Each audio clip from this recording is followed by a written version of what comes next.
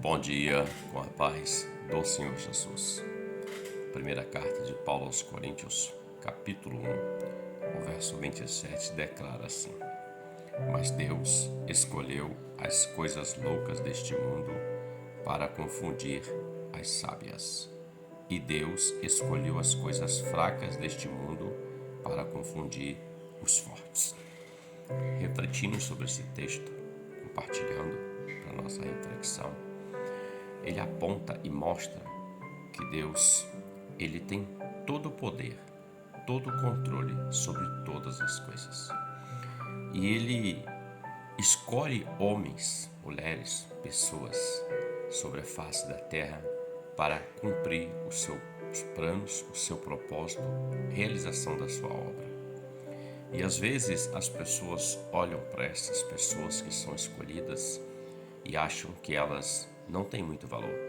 Alguns chegam até ao ponto de desprezá-las ou desprezar-nos, por quanto da fé em Deus, por aquilo que Deus mandou realizar. Quando Deus diz que escolheu as coisas loucas desse mundo para confundir as sábias, se formos olhar racionalmente, os sábios são inteligentes. Há uma inteligência neles, há um conhecimento neles. Na verdade, a sabedoria deles provém do conhecimento. Mas Deus está dizendo que os loucos são escolhidos e não os sábios. Por quê? Porque o poder pertence a Deus, porque Deus muda o homem, porque Deus transforma o homem.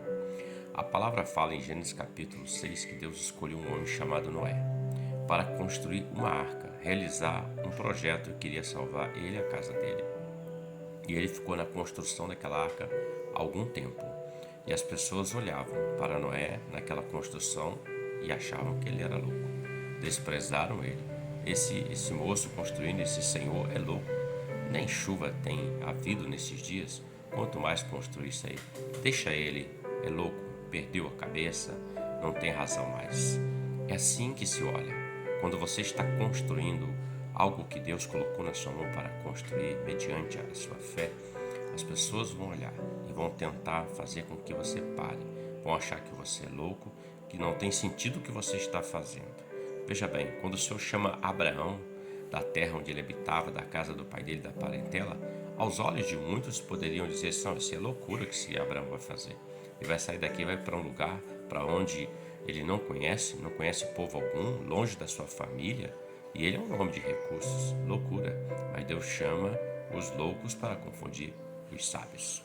O outro ponto fala também que Deus escolheu as coisas fracas deste mundo para confundir as fortes. Vou tomar como exemplo aqui para entendermos um pouco.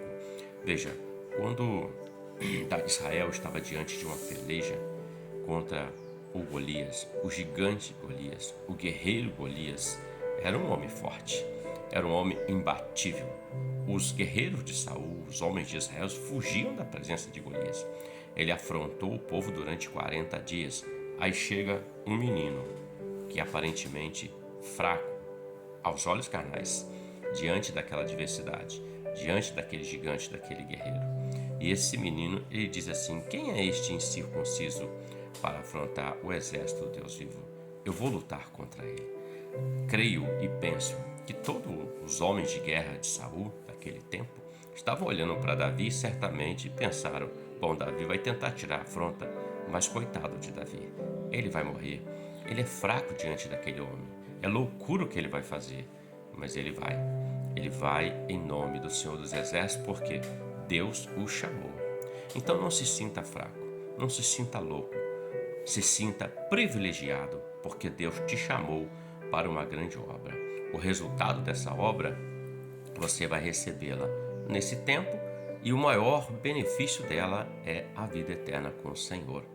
Os loucos herdarão, os fracos herdarão, porque entende que toda sabedoria pertence a Deus e toda força pertence a Deus. O que cabe a nós é executar os planos do Senhor.